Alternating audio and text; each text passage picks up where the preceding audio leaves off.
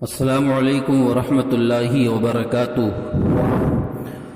میں ہوں نسیم اختر مراد آبادی کی خدمت میں اس موضوع کے ساتھ کہ حضور غوث اعظم رضی اللہ تعالی عنہ کی دعا سے تقدیر کس طرح سے بدل جایا کرتی تھی۔ یہ بہت ہی ایمان افروز واقعہ میں آپ کی خدمت میں پیش کر رہا ہوں، دل لگا کر کے سنیے اور اپنا ایمان تازہ کیجیے۔ ایک سوداگر جس کا نام تھا ابو المظفر حضرت شیخ حماد علیہ الرحمہ کی خدمت میں حاضر ہوا۔ یہ بزرگ بھی بغداد شریف میں رہتے تھے اور آپ کی خدمت میں حاضر ہو کر کے عرض کی، سرکار میرا قافلہ تیار ہے، میں ملک شام کو جا رہا ہوں تجارت کرنے کے لیے، میرے پاس میں 100 اشرفیہ بھی ہیں اور اپنے ساتھ بہت سارا مال لے کر کے جا رہا ہوں، اتنی قیمت کا ساز و سامان میرے پاس ہے، آپ دعا کیجئے کہ پروردگار مجھے بخیر و عافیت لوٹائے۔ حضرت شیخ حماد نے فرمایا کہ تم اس سفر میں جانا کینسل کر دو، اس لیے کہ میری نگاہ ولایت دیکھ رہی ہے کہ راستے میں ڈاکو تمہارے اوپر حملہ کریں گے، تمہارا سارا مال لوٹ لیں گے اور تمہیں قتل کر دیں گے۔ ابو المظفر نے یہ سنا تو سوچا کہ چلو کوئی بات نہیں، مالی نقصان ہوگا، نہیں جاتے ہیں، لیکن بیچارہ بڑا پریشان تھا، واپس آ رہا تھا۔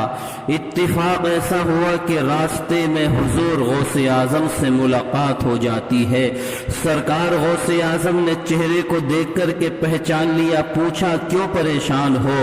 سوداگر نے سارا قصہ بیان کر دیا کہ حضرت شیخ حماد کی بارگاہ میں دعا کرانے کے لیے گیا تھا، لیکن آپ نے تو جانے سے ہی انکار کر دیا کہ اس سفر کو ملتوی کر دو، اس لیے کہ تمہارے اوپر حملہ ہوگا، مال لوٹ لیا جائے گا، تم قتل کر دیے جاؤ گے، اس لیے واپس آ رہا ہوں۔ حضور غوث اعظم نے فرمایا کہ نہیں، تمہیں پریشان ہونے کی ضرورت نہیں ہے، تم شوق سے ملک شام جاؤ تجارت کرنے کے لیے، اللہ نے چاہا تو تمہیں کوئی نقصان نہیں ہوگا اور تم بخیر و عافیت کامیاب لوٹو گے۔ حضرات محترم ابو سوداگر سوچنے لگا کہ اب کروں تو کیا کروں، اگر حضرت شیخ حماد کی بات کو مانتا ہوں تو دنیاوی نقصان ہو رہا ہے، اور اگر حضور غوث اعظم کی بات مان رہا ہوں تو یہ کہہ رہے ہیں کہ بخیر و عافیت لوٹو گے، تب تو کوئی بھی نقصان نہیں ہو رہا ہے۔ آخر کار اس نے حضور غوث اعظم کی بات پر عمل کرتے ہوئے یہ ملک شام کو چل دیا۔ 1000 اشرفیوں کی تھیلی اس کے پاس موجود ہے۔ جب یہ ملک شام میں اپنے کام سے فارغ ہوا تو اپنی 1000 اشرفیوں کی تھیلی لے کر کے ملک حلب میں پہنچا اور اتفاقاً وہ تھیلی کہیں رکھ کر کے یہ بھول جاتا ہے۔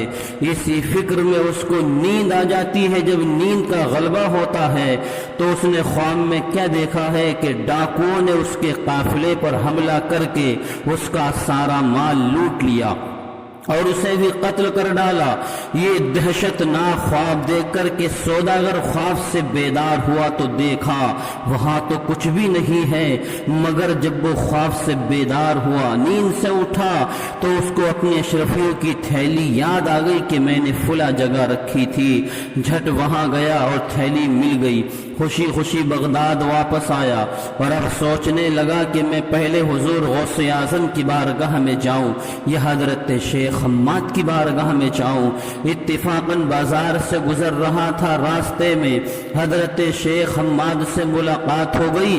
حضرت شیخ حماد نے فرمایا کہ تم پہلے حضور غوث اعظم کی بارگاہ میں جاؤ، اس لیے کہ وہ محبوب ربانی ہیں، وہ رب کے محبوب ہیں، انہوں نے تمہارے لیے 70 مرتبہ دعا کی، تب کہیں جا کر کے تمہاری تقدیر معلق بدلی ہے۔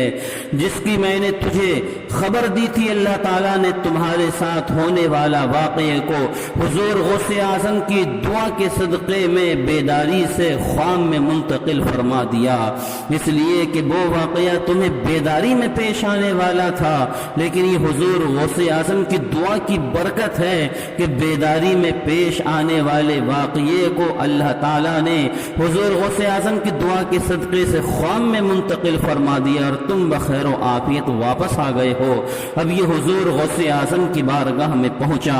حضور غوث اعظم نے دیکھتے ہی اس سے فرمایا کہ ہم نے کہ واقعی ہم نے تمہارے لیے 70 مرتبہ دعا کی ہے تب جا کر کے تمہاری تقدیر معلق بدلی ہے۔ یہ تھی حضور غوث اعظم کی شان، جس کی طرف اشارہ کرتے ہوئے قلندر لاہوری شاعر مشرق علامہ اقبال نے کہا تھا، کون اندازہ کر سکتا ہے ان کے زور بازو کا، اور نگاہ مرد مومن سے بدل جاتی ہے تقدیریں۔